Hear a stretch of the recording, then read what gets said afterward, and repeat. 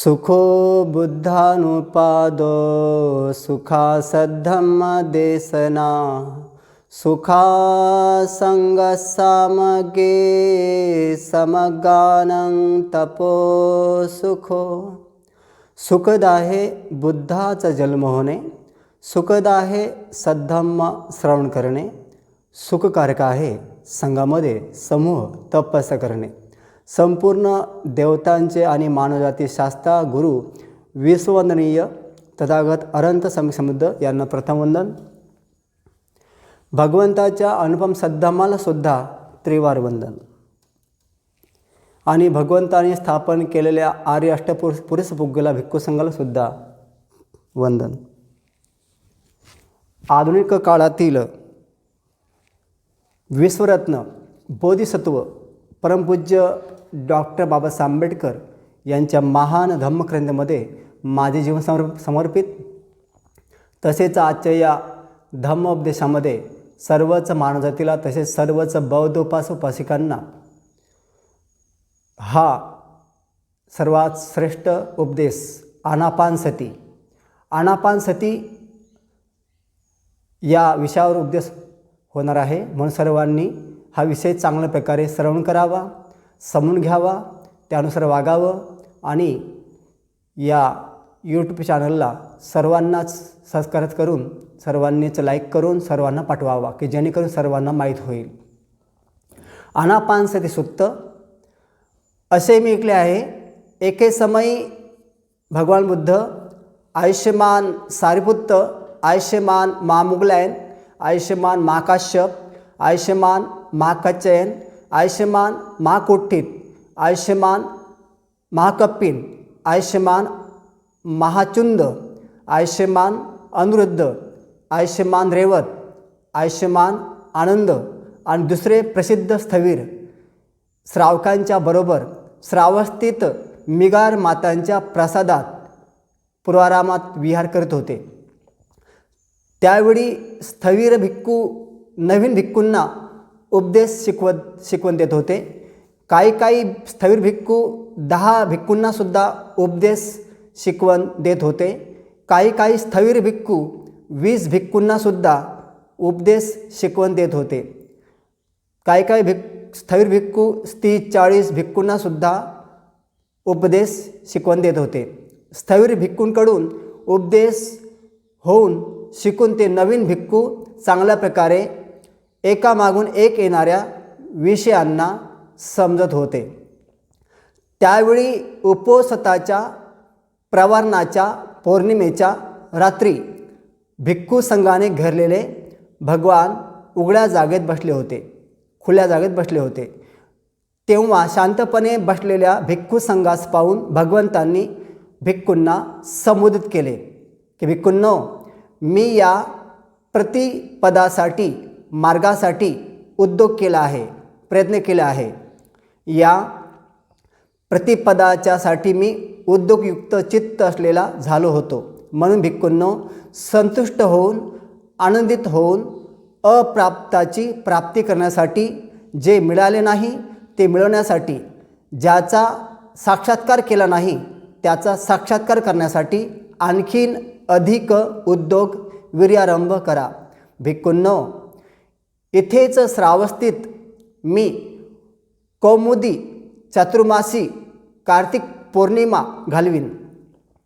जनपदवासी देशातील भिक्खूंनी ऐकले की भगवान कौमुदी चातुर्मासी कार्तिक पौर्णिमा या दिवशी श्रावस्थितच घालवतील.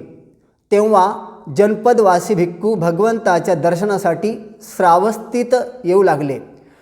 ते स्थवीर भिक्खू अधिक संतुष्ट आनंदित होऊन नवीन भिक्खूंना उपदेश शिकवण करू लागले.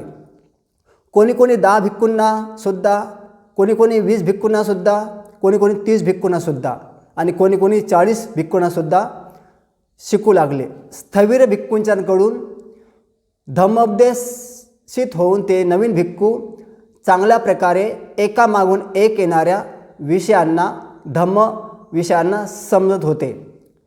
त्यावेळी उपोषताच्या पंचदशी पौर्णिमेच्या चातुर्मासी कौमुदी पौर्णिमेच्या रात्री भिक्खू संघाने घेरलेले भगवान उघड्या खुल्या जागेत बसले होते.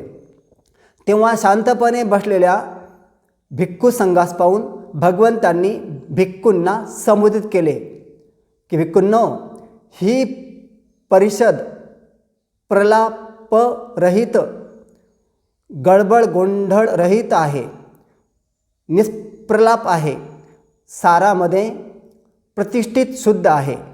ही परिषद भिक्खूंनो, ज्या प्रकारचा हा भिक्खू संघ आहे त्या प्रकारची ही परिषद आहे. ही परिषद आवन्नियो आहे, पावन्नियो आहे, आदर सत्कारास योग्य, दक्षिणीयो म्हणजे दान देण्यास पात्र, अंजली करणीयो म्हणजेच हात जोडण्यास योग्य, लोकांमध्ये पुण्य पेरण्यासाठी अनुपम, पुण्यखेतम म्हणजे पुण्याची शेती करून घेणारा भिक्खू संघ आहे. भिक्खूंनो, ज्या प्रकारचा हा भिक्खू संघ आहे त्या प्रकारची ही परिषद आहे. ज्या परिषदेला थोडे दिल्यावर खूप फळ मिळते, जास्त दिल्यावर अधिक जास्त फळ मिळते, अशा प्रकारची ही परिषद आहे. ज्या प्रकारच्या परिषदेचे लोकांना दर्शनसुद्धा दुर्लभ असते त्या प्रकारची ही परिषद आहे. ज्या प्रकारच्या परिषदेचे दर्शन होण्यासाठी योजनेदूर जाण्यापर्यंत शिदोरी बांधून घेऊनसुद्धा दर्शनास जाणे योग्य आहे, अशा प्रकारची ही परिषद आहे.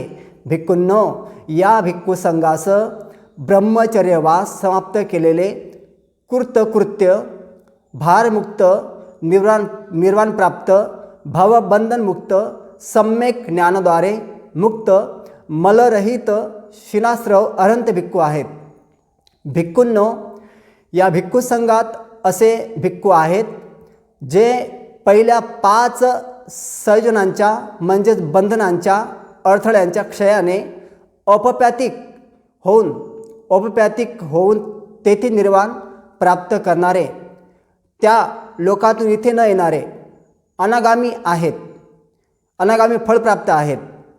भिक्खूंनो, भिक्खू संघात असे भिक्खू आहेत की जे 3 संयोजनांच्या बंधनांच्या क्षयाने नष्ट केल्याने राग, द्वेष, मोह निर्बल झाल्यामुळे सकृतगामी मार्ग फल प्राप्त आहेत. ते एकच वेळा या लोकांमध्ये येऊन दुःखाचा अंत करतील. भिक्खूंनो, या भिक्खू संघात अशा प्रकारचे सुद्धा भिक्खू आहेत की जे 3 संयोजनांच्या बंधनांच्या अडथळ्यांच्या क्षयाने श्रुतापन्न मार्गफल प्राप्त करून निर्वाण मार्गातून पतित न होणारे, निश्चित संबोधीपरायण परम ज्ञानाला प्राप्त करणारे आहेत. भिक्खूंनो, या भिक्खू संघात अशा प्रकारचे भिक्खू आहेत की जे 4ही स्मृतिप्रधानांच्या अभ्यासात तत्पर, प्रज्ञशील होऊन विहरत आहेत, जीवन जगत आहेत. जे 4 सम्यक प्रधानांच्या अभ्यासात तत्पर होऊन जीवन जगत आहेत, जीवन विहरत आहेत. 4 रुद्धिपादांच्या, 4 इंद्रियांच्या, 5 बलांच्या, 7 बोधांगांच्या, आर्य अष्टांगिक मार्गाच्या मैत्री भावना तत्पर होऊन विहरत आहेत, जीवन जगत आहेत. करुणा भावना, मुदिता भावना, उपेक्षा भावना, अशुभ भावना, अनित्य संज्ञा, आनापानसती भावना इत्यादी. भिक्खूंनो, आनापानसतीची भावना केल्याने, वाढविल्याने ते महाफलदायी, महालाभदायी असते. भिक्खूंनो, आनापानसतीची भावना वाढविल्याने 4 स्मृतिप्रधानांना परिपूर्ण करीत असते. भावना वाढविल्यावर 4 स्मृतिप्रधानांना, 7 बोधांगांना परिपूर्ण करीत असते. भावना वाढविल्यावर 7 बोधी अंग विद्या आणि विमुक्तीला परिपूर्ण करीत असते. भिक्खूंनो, अशा प्रकारे भावना वाढविल्याने आनापानसती महाफलदायी, महालाभकारक होत असते. भिक्खूंनो, भिक्खू अरण्यात, वृक्षाखाली, झाडाखाली किंवा शून्यगारामध्ये एकांतात आसन मांडी घालून बसतो. शरीर ताठ ठेवून स्मृतीपूर्वक, जाणीवपूर्वक जागृत करून तो स्मृतीपूर्वक जागरूकपणे श्वास घेत असतो, स्मृतीपूर्वक श्वास सोडत असतो. तो दीर्घ श्वास घेतेवेळी दीर्घ श्वास घेत आहे असे तो जाणतो. दीर्घ श्वास सोडतेवेळी दीर्घ श्वास सोडत आहे असे तो जाणतो. रसोश्वास घेतेवेळी रसोश्वास घेत आहे असे तो जाणतो. रसोश्वास सोडतेवेळी रसोश्वास सोडित आहे असे तो जाणतो. सर्व शरीराच्या स्थितीला अनुभव करीत वेदना करीत श्वास घेईन जाणीवपूर्वक असे मी शिकतो. सर्व शरीराच्या स्थितीला हालचालींना अनुभव करीत श्वास सोडीन असे तो शिकतो. शारीरिक संस्कारांना म्हणजेच शरीराच्या विकारांना शांत करीत श्वास घेईन असे तो शिकतो. शारीरिक संस्कारांना थांबवून श्वास सोडीन असे तो शिकतो. प्रीती अनुभव करीत श्वास घेईन असा तो अभ्यास करतो. सुख अनुभव करीत चित्त संस्कारांचा अनुभव करीत चित्त संस्कारांना शांत करून चित्तांचा अनुभव करीत चित्ताला प्रमोदित करीत चित्ताला एकाग्र करीत चित्ताला विमुक्त करीत सर्व वस्तूंचे अनित्य असण्याचा विचार करीत विरागांचा विचार करीत निरोधाचा विचार करीत त्यागाचा विचार करीत भिक्खूंनो तो असा अभ्यास करतो. म्हणून भिक्खूंनो अशा प्रकारे भावना केल्याने त्याला वाढविल्याने आनापानसती महाफलदायी महालाभदायी होत असते. आनापानसती म्हणजेच येणाऱ्या जाणाऱ्या श्वासाला पाहणे एकाग्र चित्ताने. थंडा श्वास येताना गरम श्वास येताना लांब श्वास येताना घेताना आकुड श्वास येताना घेताना जाणीवपूर्वक त्याला सजग चित्ताने जाणणे त्याला म्हणतात आनापानसती. आना म्हणजे श्वास घेणे, पाना म्हणजे सोडणे, सती म्हणजे स्मृती संप्रजन्य होऊन जाणणे. भिक्खूंनो अशा प्रकारे भावना केल्यामुळे वाढविल्यामुळे आनापानसती 4 स्मृती प्रधानांना परिपूर्ण करीत असते. 1. ज्यावेळी भिक्खूंनो भिक्खू दीर्घश्वास घेताना दीर्घश्वास घेत आहे हे जाणतो. दीर्घश्वास सोडताना दीर्घश्वास सोडत आहे हे जाणतो.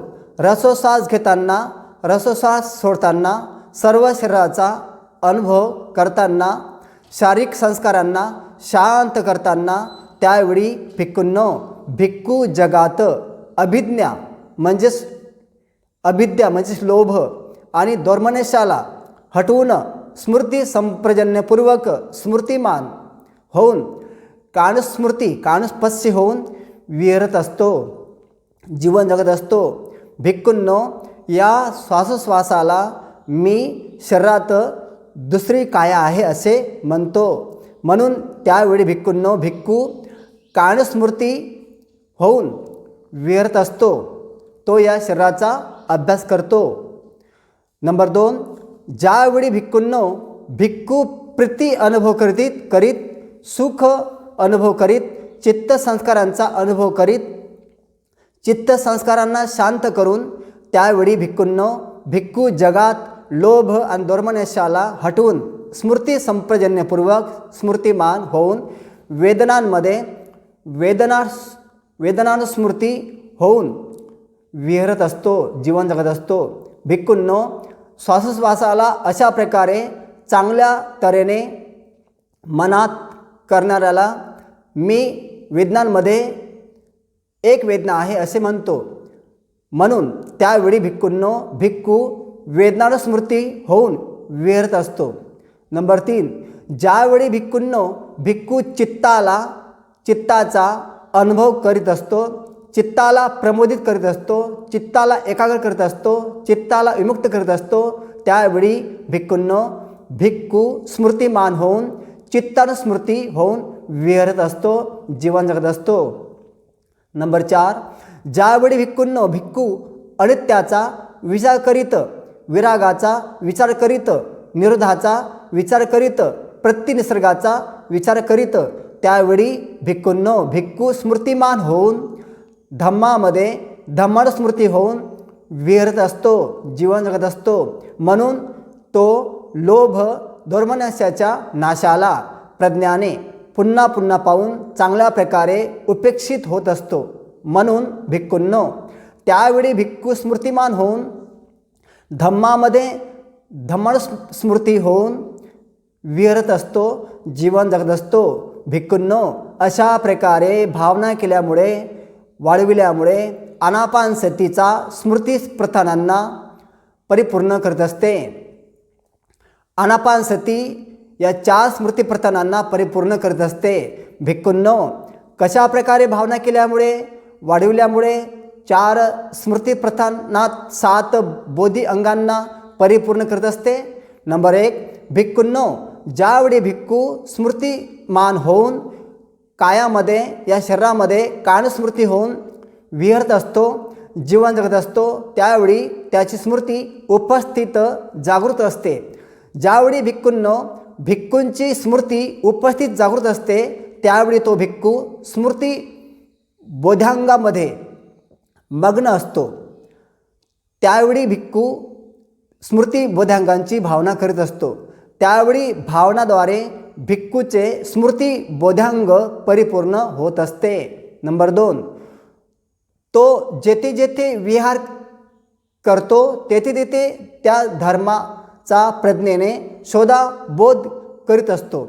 ज्यावेळी तो जेथे जेथे विहार करत असताना धम्माचा प्रज्ञेने शोधबोध करीत असतो, त्यावेळी तो भिक्खू धम्मविषय संबोधी बोधांगात मग्न असतो.